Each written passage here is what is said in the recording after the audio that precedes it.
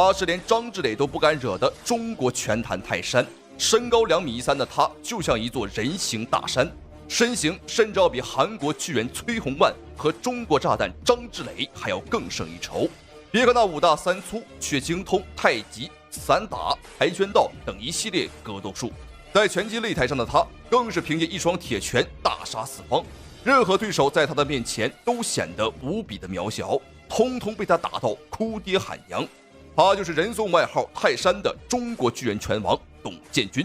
好，各位亲爱的观众朋友们，您现在正在收看的是中国巨人拳王董建军横扫国际擂台的珍贵影像。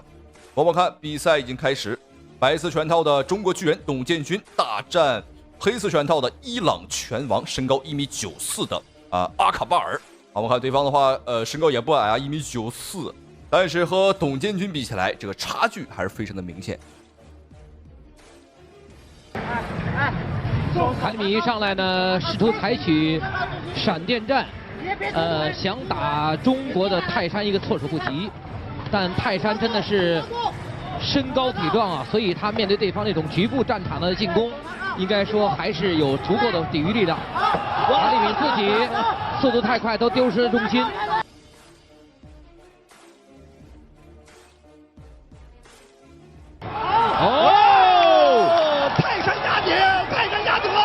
泰山刚才是抓住了机会，利用对方出拳之后紧跟着一次反击，单拳就将对手撂在地上，对手摇摇晃晃。卡米恩再给他独打，他示意还可以继续比赛。这样我们场裁判庞洪涛给这个伊朗泰山加点，但是他我估计已经站不住了。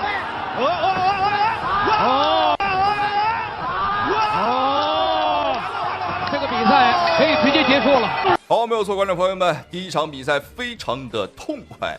那么这个伊朗拳王打算采取个闪电战，但是没有想到在董建军的面前啊，他就是一个笑话，他就是个玩笑。我们会想到会打得简单，但是没有想到会这么简单。我们看这一拳，哇，我感觉对方的脖子都被打断了，真的被打断了。好，我们看一下第二场比赛，董建军2.13米大战1.90米啊，这是一场非常精彩的中美大战。好，与之前的比赛不同的是，这是一场自由搏击的规则。董建军啊，我们3前也说过了，他精通散打，自由搏击、跆拳道，所以说拳腿功夫呢都很厉害。好，本场比赛我们看一下黑色拳套啊，白色裤衩，要小心，这个家伙来了个舍身踢。好，他就是来自于美国的特种兵啊，米歇尔。那么赛前这个米歇尔就表示说呀，说中国人无论长得多高啊，就算是3米高，也是东亚病夫，也是不抗打的软骨头病秧子。他表示今天要踢断董建军的双腿，所以说他选择了自由搏击的规则，但是他没有想到啊，董建军的腿法也很厉害啊，我们会散打。这是一场恶战的。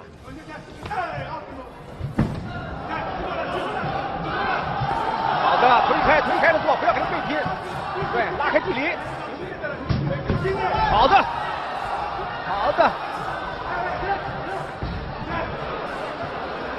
泰山这边刚才是高边做出来了啊，还护手就可以。这几个地边啊，应该说还是相当有危险。对，自己的对自己这个训练呢，相对来说比较自信。好的，刚才这腿打得非常有力量。又是一下，后手跟上。好的。很多观众朋友可能不清楚，董建军在打拳击赛之前啊，实际上他是一个篮球运动员啊，打篮球的。和姚明呢以前还是队友。但是后来他发现有非常多的老外来中国踢馆，所以说他从这个篮球啊转战到了拳击。而且董建军的出现也是让这帮经常认为我们中国人瘦小的老外啊也是傻了眼。董建军对于老外来讲呢，我们就是最高的山，最长的河，是一座无法逾越的泰山。拳上啊，这个迎击和反再给一拳，再来一拳。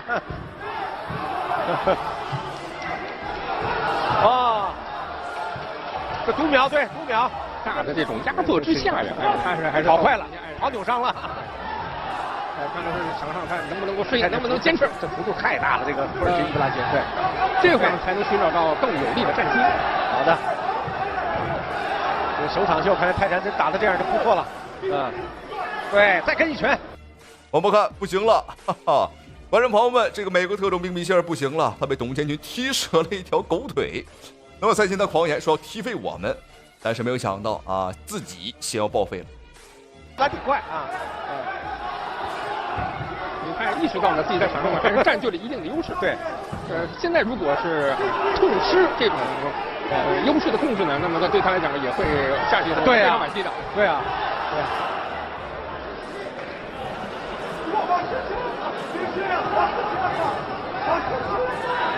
再压迫，再来一个小高潮，马上时间快到了。这腿受伤还是被击倒的。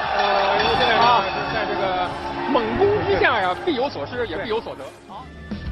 好，观众朋友们，这场中美对局赛前对方扬言是要踢折我们的腿啊，结果呢偷鸡不成18米。赛前牛皮吹得有多狠，那么现在的他就有多狼狈啊，有多么的惨。而且有一点我们没有想到啊，董建军这么高的身材，他的腿法会这么凌厉，这么厉害啊，这绝对是我们想象不到的。好，接下来的这场比赛呢，依旧是由董建军大战一个美国选手，而对手可比上一个要厉害太多了啊，因为他是美国的总统保镖艾利克斯。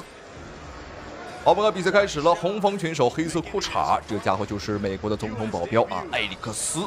而蓝方选手红色裤衩便是董建军。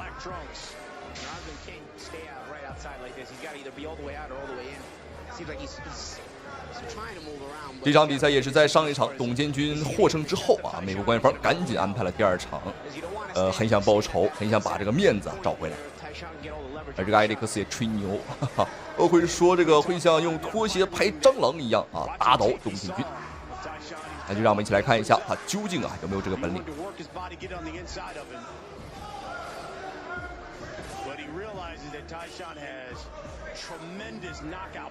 很明显了，这场比赛对方的艾利克斯身高依旧是不如董建军，没办法了。据说美国官方当时是找遍了整个美国职业拳坛啊，硬是没有找到一个能和董建军相媲美的这个身高的选手。没办法，的确是很难。You could tell Rodman didn't like the way that one felt. Ran his way in and smothered. Tyshawn starting to establish that jab, which for a guy his height, obviously... That's like a power punch. Yeah, it will become like a power punch, and also it'll establish some kind of rhythm. 哇哦，不会吧？哦，观众朋友们，比赛开始还不到一个回合的时间，不会这么快就要 KO 吧？我们看对方艾利克斯并没有选择投降，还想打，但是董建军给不给你这个机会？我们就要看接下来的比赛了。好漂亮！哎呦，前后差了几十秒。裁判也是毫不犹豫，又送给对方一次读秒。On a 5-fight losing streak, he's been stopped in 4 of those fights, but he just loves to fight. Former MMA guy, just wants to fight. He said, as these guys go toe to toe here, after picking up in the second round. He's trying. You got to give Rosman some credit for the effort. Rosman is a former bodybuilder. And there's another jab. 没有错，这是本场比赛的第3次击得好。我的天哪！这个艾利克斯，美国的总统保镖已经被击倒3次了，但是我们看他还是一脸不服的样子应该还能打。Here in the second round, almost at the head. Tyshawn up. Let's see if Tyshawn can work off the back foot. And finally, Rosman lands a shot. Yeah, he lands a left hand. The thing about Rosman, he's sucking wind and throwing all these haymakers is only going to make him more tired. See what happens if Tyshawn does land. There's a right hand as you just called it, Paulie, and drops him. Right on the top. 好，没有错，观众朋友们，本场比赛结束了。短短不到两个回合的时间，董建军连续6次击倒了这个美国的总统保镖艾利克斯，完成了本场比赛的胜利这是董建军晋级美国拳坛获胜的第2场比赛。这也是董建军的成名之战要知道这击败的可是总统级别的保镖。好，非常的轻松。然而接下来的这场对局绝对称得上是世纪大战，中国巨人董建军一路高歌，直接杀入到了美国纽约。但是没有想到，美国官方却派出来了杀手锏，他是连拳王泰森都不敢惹的美国野兽鲍勃萨普。我们看这个家伙，我感觉他长得甚至是不太像人类，像个大猩猩一样。本场比赛就是人猿和泰山的一场比赛让我们来看一下2个人的精彩对局。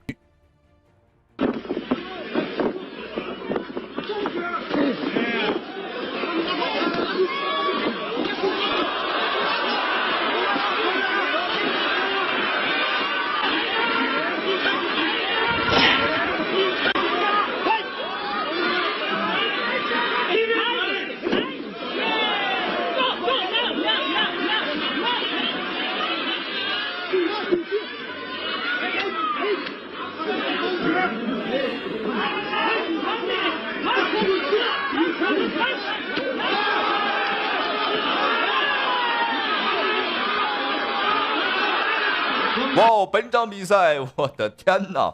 不到2分钟的时间，这个野兽鲍巴萨普不行了，看他呲牙咧嘴，应该是起不来了。好，本场比赛让我们恭喜董建军啊！这场比赛也是打得非常之快啊，把这个美国拳坛的杀手锏王牌选手轻松拿下。这场比赛由于是一场这个自由搏击规则，所以说呢，我们用到了顶膝啊，所以说终结得很快。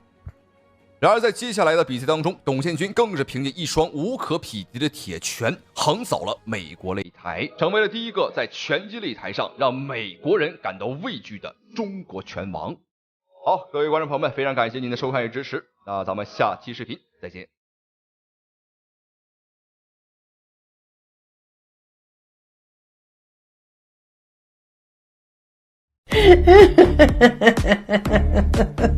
中国选手一出场，全场的老外都惊呆了，各大知名频道、各大媒体都抢着来转播这一场比赛，因为这是第一次有身高2.2米的中国巨人来挑战美国拳坛。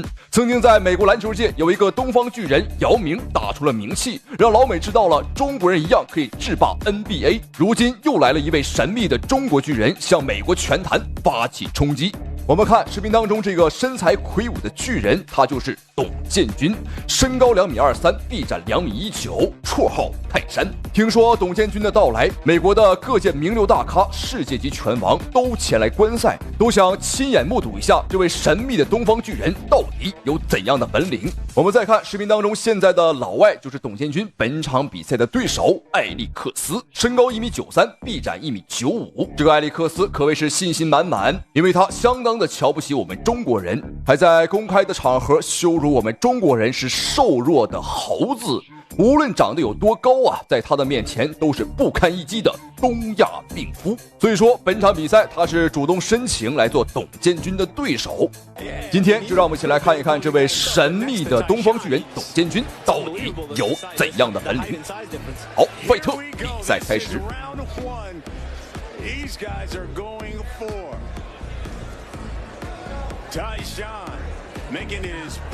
我们可以看到很明显啊，在身形上的差距，这可不是一丁半点儿啊！董建军高了对方啊将近30公分。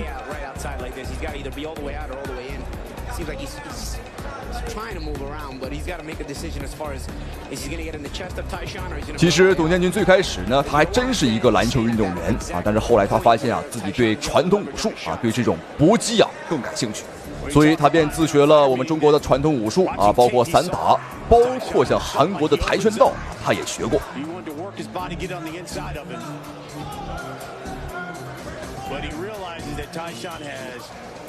美国选手艾利克斯，他嘴巴非常的硬，但身体啊，我们看非常诚实。比赛刚一开始呢，他把这个距离啊把控得很远啊，打得很猥琐，很谨慎。这也是没办法的事情啊！一个身高2.2米的东方巨人啊，站在任何一个人的面前，我相信，都会被这种气场所吓到。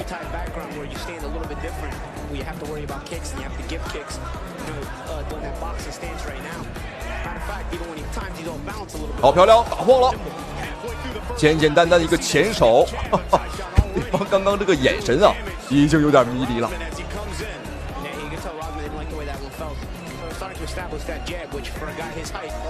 董建军他是居高临下，打得很舒服。好，倒了。但这一下应该是董建军啊把对方给压倒啊，并不是击倒，没有给到读秒。干什么？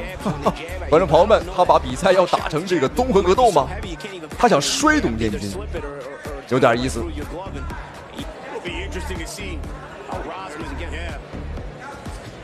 其实我们别看董建军啊长得这么高，但实际上仔细观察他的步伐呀非常灵活。当然了，这要归功于他曾经的篮球训练，因为篮球运动员的脚步和步伐都是非常的花哨啊，跑得也都很快。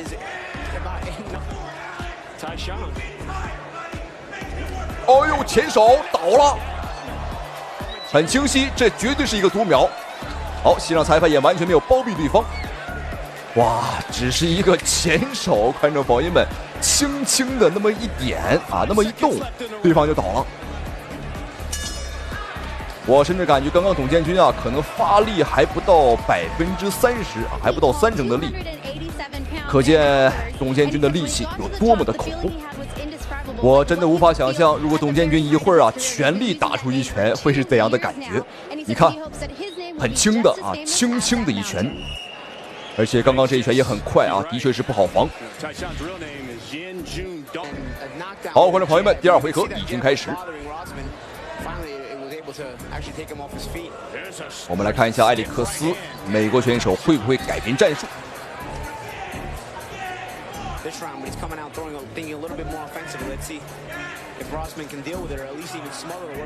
能感觉到他是想往里冲，想打内围。哦呦，轻轻一碰，轻轻一碰啊，又倒了，什么情况？你要困了你就回家睡觉去啊，这个找老婆孩子睡觉去啊，别在这块打拳了。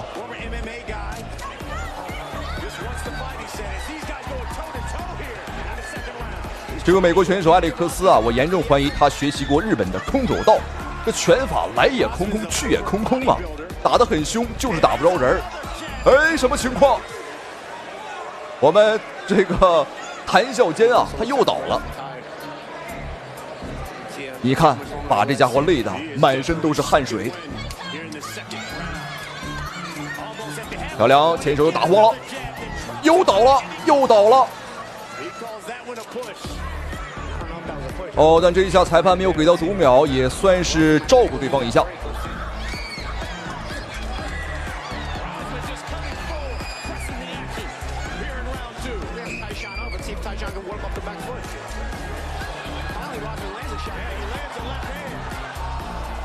现在美国的埃里克斯啊，他已经是完全失控了啊！他知道自己呢可能在技术上打技术啊绝对打不过了，所以说便背水一战，玩了命的啊，大力摆拳。哎呦，倒了！这一下裁判你还怎么包庇？比赛结束，比赛结束了，观众朋友们，这位神秘的东方巨人，他今天让我们见识到了他的风采。好，我们一起来看一下精彩回放，看一下董建军这一拳啊到底怎么回事。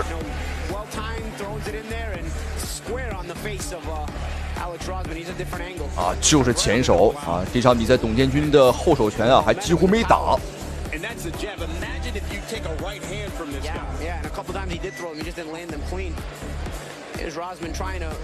要身材有身材，要技术有技术，观众朋友们，这简直就是无敌了！有一个我们中国人的骄傲，黄种人的骄傲。好，恭喜董建军，同时感谢屏幕前您的收看与支持，咱们下期视频再见。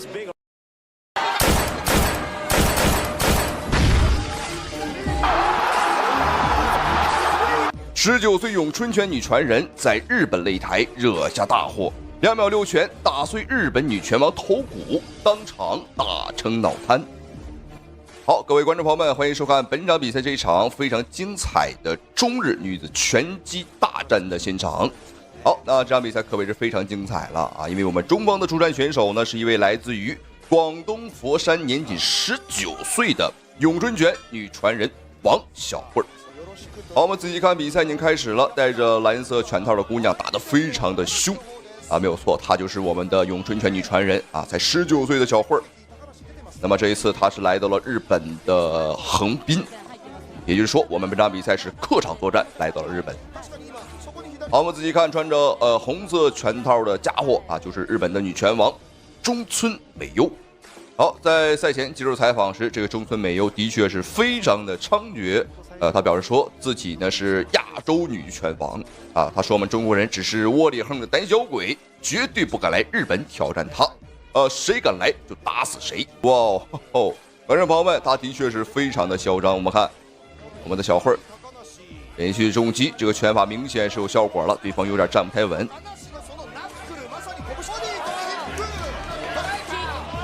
中近距离是发挥咏春拳最好的一个距离。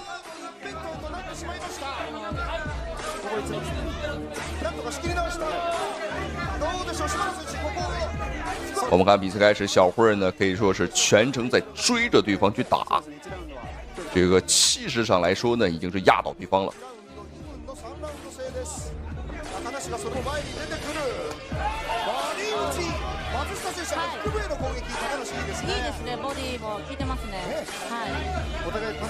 但是日本选手这个中村美优这个家伙的报价啊，双手拿得很高。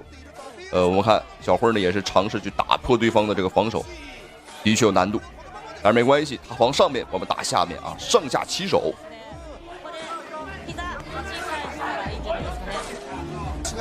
そうですね、攻撃強いので。好，没有错，各位观众朋友们，比赛第一回合已经结束，的确是非常的精彩。我们的小慧把她的咏春拳啊发挥的非常的不错。咏春拳呢是一个招式小、速度快的传统武术啊，发源地呢也是来自于广东佛山，并且啊，它的创始人啊本身就是一个女人。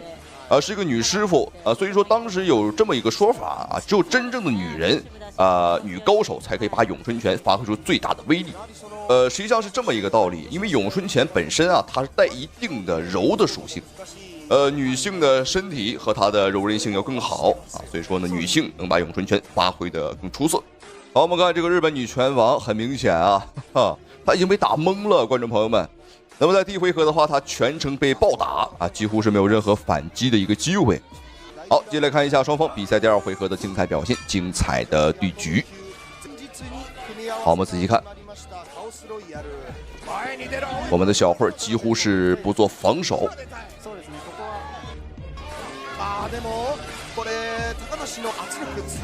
但是要小心，对方的话也是有一定的终击能力。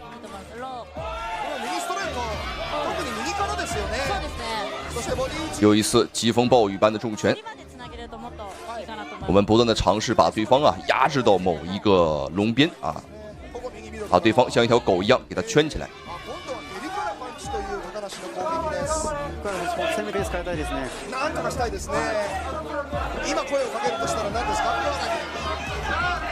这场比赛举办地点在日本，台下的观众也都是日本人，包括现场裁判也是日本人。啊，只有王小慧啊，我们是中国人。但当然，这个拳套不好说，观众朋友们，没准是 Made in China， 我们中国产的，哈哈，因为这个中国制造流向全世界。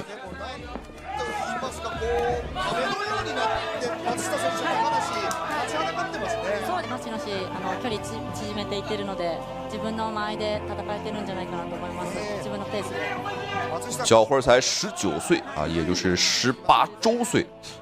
据说他3岁时就开始练习咏春拳，很早了。好，最后半分钟的时间。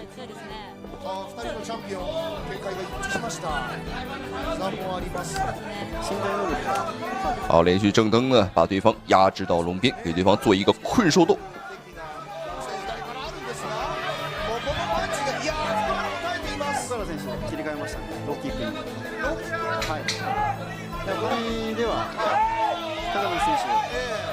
だいぶ分がいいので、そうですね、ローキックなり。好，没有错，各位观众朋友们，比赛第2回合已经结束，2回合的大战非常的精彩。我们的小慧把这个日本女拳王啊打的是一点招架之力都没有。总而言之，这场比赛看的的确是非常的解气，我相信屏幕前的您呢看的也是非常的过瘾。没有错，打日本选手，你别管是男是女啊，反正打了我们看着就是过瘾，就是精彩。好，接下来看一下双方比赛第3回合的精彩表现，精彩的对局。我们看这一回合，对方呢是有了搂抱的这么一个行为啊，也是来限制我们。这是今天的最后一回合的比赛了。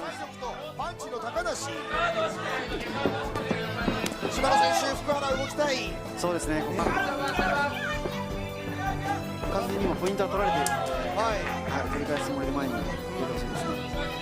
前に出たその後何がありますかね。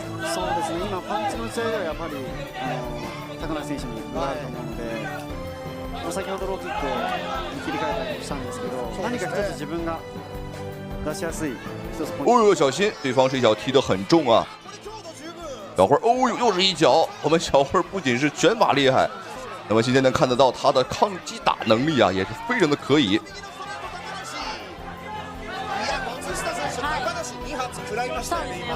好，距离比赛结束还有最后1分钟的时间，看一下小慧本场比赛能否去 KO 对手啊，最好是能够 KO 他。さあガード上げてしっかり上下散らして。そしてやっぱり松下選手。好，连续砸击，这个重拳，哎呦，什么情况？我们看日本选手啊，他整个人瘫坐在了地上，裁判赶紧终止了对局。我的天哪，太快了！咏春拳真不愧是咏春拳啊，快如闪电，我们根本没有看清楚。我们再来看一下小慧是如何击倒对手的。我们看连续的重击，哦呦，慢动作之下，这个拳速度这么快，很难想象在正常速度之下看不清楚也是很正常了。好，让我们再次恭喜。不打了，不打了，不打了 ！TKO，TKO， 广东16岁咏春拳传人傅涵参赛，重拳 KO 韩国女天才，吓得韩国人赶紧扔出毛巾投降。好，各位观众朋友们，欢迎收看世界比武大会走进韩国首尔站的现场。好，我们注意看左边选手穿着灰色小背心的，便是来自于我们中国广东佛山。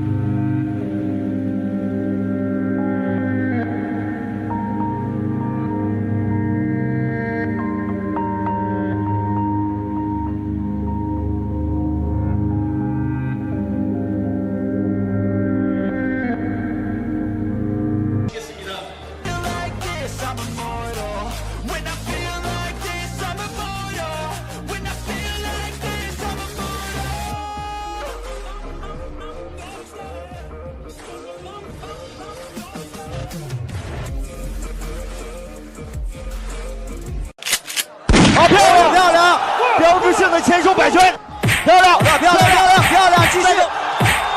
哇，前手，我维修就啊，注意看，开局还不到20秒，吴雪松就被老外一拳打翻。此时台下的老外都开始庆祝胜利，然而就在他们以为自己胜券在握时，吴雪松不仅站了起来，而且还加倍偿还，打得老外抱头鼠窜，怀疑人生。这跌宕起伏的剧情，连武僧一龙都看到傻眼。好，我们注意看视频当中正在出场的选手，便是来自于中国的搏击鬼才。年仅23岁就已经名声大噪，不仅有着自己独特的打法风格，而且生涯总战绩19战全胜，从未有过失手。他便是搏击鬼才吴雪松。吴雪松不仅是一个搏击鬼才，同时他也是一个拼命三郎，既有天分又努力。观众朋友们，他不成功谁成功啊？而今天吴雪松的对手也是一个世界级的王者，他就是曾经的 WBC 世界拳王金腰带的拥有者何塞·鲁拉斯。此人身经百战，而且这一次呢是来势汹汹。而且赛前何塞·鲁拉斯也公开表示，天才只是践踏的门槛儿。这场比赛如果一个回合之内打不赢吴雪松，都算他输。好，口气的确不小，但是到底是骡子是马，我们牵出来溜一溜就知道谁真谁假。何塞是一个多栖选手啊，泰拳、MMA 都参加啊。是的，所以像这样的选手，他会比较滑头啊。经验也多。对。所以今天对吴雪松来说也是一个不小的考验啊。今年是否能顺利的拿到诸神之战的小组出线？对。在整个2016年呢，是吴雪松呢，我觉得是他一个突然爆发的一个年份。吴雪松还是哇，这是一个冷拳，一个后手拳。雪松有点大意了。哇，看来老外赛前吹牛说一个回合之内 KO 我们，好像并不是开玩笑啊，他的确是具备这样的本事。现在开局还不到1分钟，吴雪松惨遭了一次读秒，但是吴雪松毕竟也是一位天才选手，我们并不是软柿子捏的。好，站起来的吴雪松现在很被动，他还需要一定的时间呢来缓冲来缓解一下自己的眩晕感。但何塞·鲁拉斯会给他这个机会吗？会非常善于这种中远距离的这种奔袭。对，我们看一下雪松到现在也没有特别的着急啊，还是要控制一下。何塞的这个假动作做的还比较不错。对，刚才的一个后手的一个拳法击倒，就是在前手晃了一下。其实我们看这两个选手的臂展都非常的高啊。对，哇，雪松这个时候不能硬进啊。对，何塞很快啊。何塞的非常灵活，而且身体的这个姿势的改变往往能够躲过雪松的非常直接的进攻。对，他的攻击路线比较多。漂亮。漂亮！标志性的前手摆拳，拿回一城。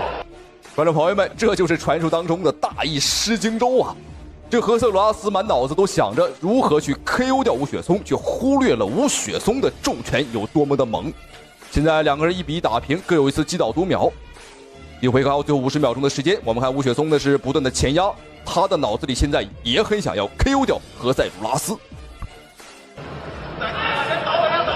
我们看他攻击距离也很长啊，所以这个时候本身何塞的这个就中远距离奔袭就比较突然。对，然后雪松在近的时候一定要做好防守。对，第一局刚刚进行了2分钟，就双方互有一次读秒啊。雪松我觉得这个时候应该不要跟何塞做这种中远距离的这个动作的互换往返，要拉近距离做这种阵地的打法。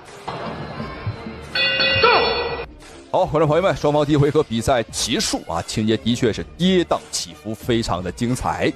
赛前这个老外扬言他说一个回合之内 KO 不掉吴雪松，他就弃赛投降啊，就算他输。但是很明显，他并不打算投降，他想继续战斗，想把面子找回来。因为在第一回合，吴雪松给他吃了一个重重的一拳，没错，就是这一拳。这一拳让何塞·鲁拉斯是颜面尽失，狠狠地打了他的脸。因为赛前何塞·鲁拉斯表示说天才只是践踏的门槛儿，但很明显吴雪松这个天才的确是给他造成了不小的威胁。好，随着眼前的美女登场，让我们一起来期待一下双方第2回合的表现，观众朋友们千万不要错过。好，我们来进入第2局，看看我们在这个双方在技战术上，我估计何塞不会变化他的技战术。是的，因为本身呢，我们看虽然说何塞他是有过这个 MMA 的这个打法，但是我们看他站架并不像 MMA 选手那样拉得那么开。对，首先要拉进去啊。对，这个何塞这个前后这个左右直拳的这个距离啊，非常的长，中近距，而且他从来不会打这种中近距离的拳法发力，都是放得很长。哇，第二回合的吴雪松呢是越打越猛，越打越有感觉啊，只想打到何塞鲁拉斯的内围，而反观对手却畏畏缩缩，利用起了自己的超强臂展和灵活步伐呀，打起了游击战术。很显然，他对吴雪松的重拳啊已经开始忌惮了，他很害怕吴雪松啊打入到他的内围。对，又是一次，你看又是一次这种，而他是从上往下去压过吴雪松的前手，防守的前手。对。漂亮，漂亮，击败哇，刚刚又是一个前手后手，前虚几次啊！哇，前手，我微笑救啊！这我们看还可不可以？哇，观众朋友们，这个何塞鲁拉斯的忌惮是有原因的。吴雪松一旦打到内围，果然真是没他好果子吃啊！又是一个前手，现在需要打准呐！哇，这是漂亮手！这个倒地的场面跟雪松 KO 泰山奥斯坦的一模一样。好，观众朋友们，精不精彩，好不好看？这场比赛吴雪松的表现，我只能用完美2个字来形容了。虽然说开局并不是很妙啊，开局就惨遭读秒，但是后面的话是扳回了一城又一城，直到拿下比赛胜利。这就是博西天才啊！不仅实力强劲，还有一颗非常稳的心态，有一颗大心脏。好，恭喜吴雪松！同时非常感谢屏幕前您的收看与支持。好，观众朋友们，咱们下期视频再见。给我瞄准了打！他是泰国拳坛最硬的男人，扬言打中国人从不防守的佩查差。不过，当他遇到咏春拳第23代弟子魏子钦时，这一场比赛会是怎样的结局呢？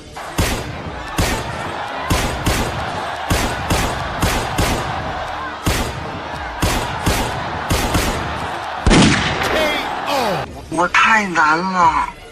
我们注意看视频当中正在出场的拳手，就是号称泰国有史以来最硬的男人。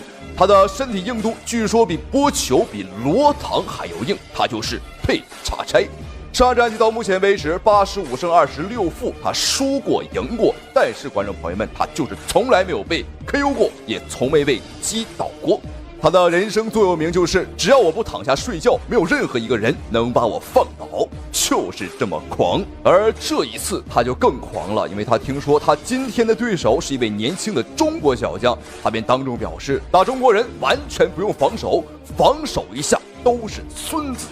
而眼前的这个瘦小伙便是佩查差今晚的对手，来自我们中国的咏春拳第23代传人魏子钦。这个小伙将咏春拳带到了现代搏击擂台，而且目前为止生涯战绩26胜3负。可以说魏子钦这个小伙的出现打了很多瞧不起并且质疑我们中国传统武术不能打的人的脸。好，闲话少说，我们比赛开始。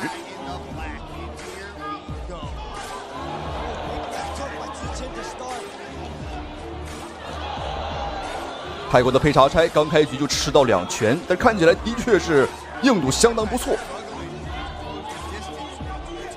这个佩查差呢，他日常的训练也相当变态。别人训练都是打沙包、打沙袋或者打木桩子，而他的训练就是被别人打。没错，站那不动一动不动，让不同的人来打他。为的就是提升自己的抗击打能力，甚至还会用这个粗盐来搓洗自己的身体和皮肤。以提升自己的皮肤硬度。我甚至一度怀疑这个家伙是不是有什么这个受虐倾向。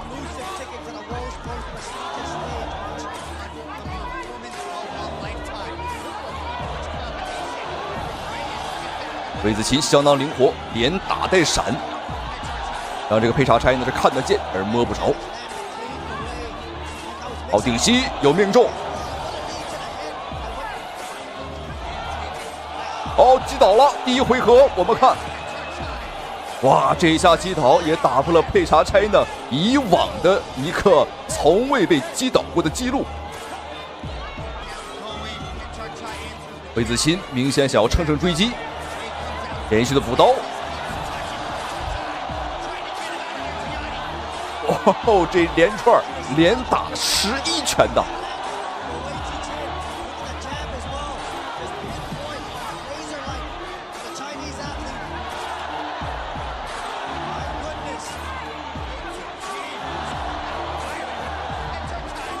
但泰国最硬的男人果然不是浪得虚名，对方这个恢复能力和抗击打能力的确是够变态。在这么一连串的猛攻之下呢，还能站得住。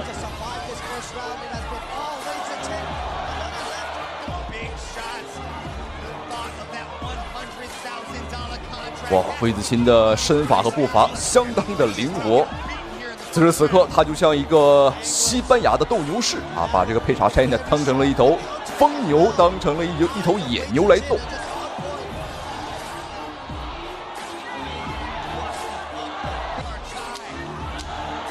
好漂亮，又是一个上勾哦，顶膝。佩查柴有点上头了。我们可以很清楚的看到啊，他真的是完全不做防守。好，一回合比赛结束。这个佩查柴现在此时此刻应该是相当的愤怒，因为魏子钦打破了他从未被击倒过的记录。我们注意看，在第一回合，魏子钦的招式啊都打得非常的实，你看，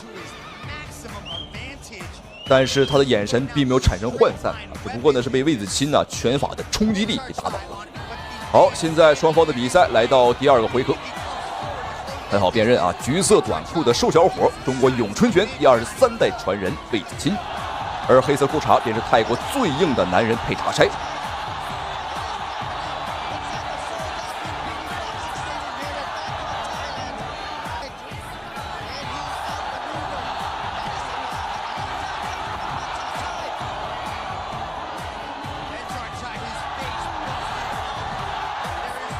第二回合的佩查柴明显是着急了。所以魏子钦是穷追猛打，穷追不舍。哎呦，但注意看他的右眼，哇，已经开口了。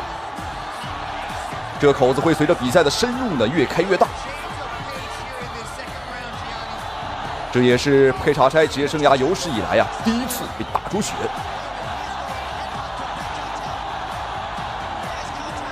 魏子钦还是要动起来，不要和对方呢站在一块打。如果硬碰硬的话，我觉得我们这边还是吃亏的啊。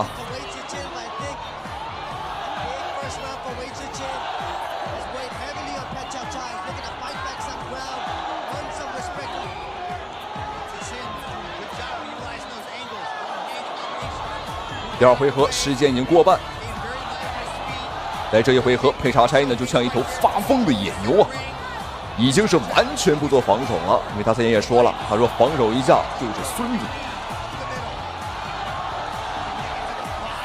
要小心，不要被对方爆杆拳打得太多啊！爆杆拳如果说被打太多的话，容易被打定住。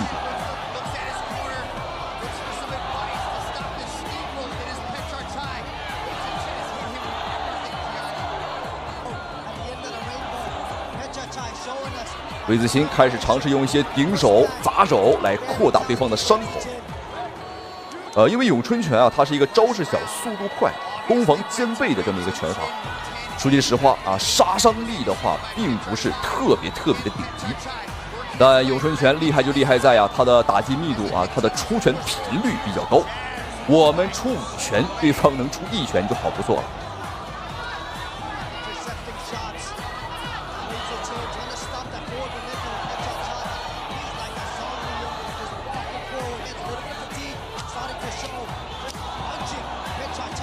我估计现在让佩查柴的亲生母亲来看到他儿子的模样啊，估计也认不出来了。2只眼睛被打得眯成了一条缝。好，第二回合比赛结束。哇，这个家伙可真是言出必行啊！说不防守，还真就不防守。哎，注意看魏子钦，哎呦，皱着眉头，应该是在抱怨着什么？他应该是在说呀，这个家伙怎么这么抗打啊？就像是一个人形的木桩子啊，根本打不坏。在比赛的前2个回合，毋庸置疑，魏子钦已经是顺利拿下。但是接下来还有最后1个回合，比赛还没结束，还没有到最后1刻为止，我们还是不能掉以轻心的。好，费特最后1个回合，比赛继续。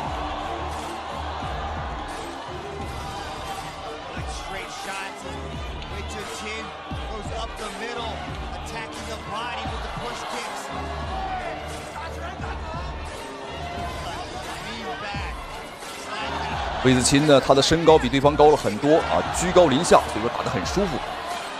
我们能够得到对手，而对方啊很难够得到我们。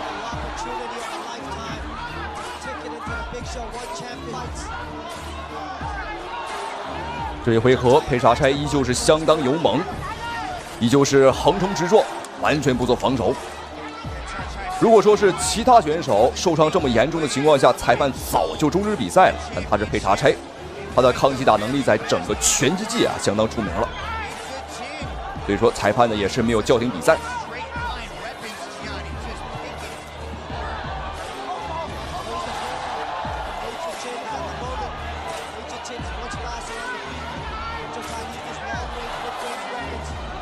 第3回合最后的1分半。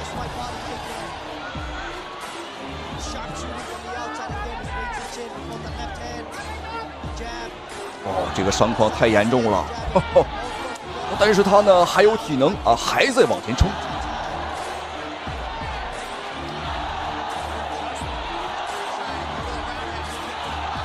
所以此时此刻，这个泰国选手佩查柴他唯一能赢的途径，那就是 KO 掉魏子钦，因为在分数上双方差的实在是太悬殊了。有可能魏子钦的有效打击数是对方的3倍都不止。即便看不懂拳击、不懂规则的，我相信也能看得出来。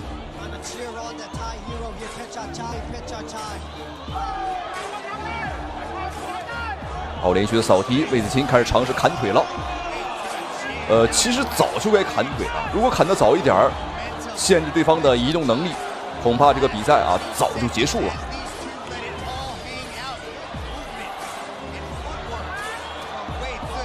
我强烈建议让这个佩查柴啊和我们中国的著名少林武僧一龙大师打上一场，两个人对着打啊，谁也别防守，看一下谁更抗揍。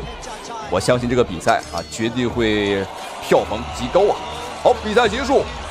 这场中国咏春拳对战泰拳的对决，比赛结果我相信没什么悬念啊，最终的话没有问题，恭喜魏子钦。那当然，这个瞧不起我们中国武术、瞧不起中国人的佩查柴啊，虽然说他很狂，但是他的抗击打能力啊，的确是令人感到敬佩。好，比赛到此结束，咱们下期视频再见。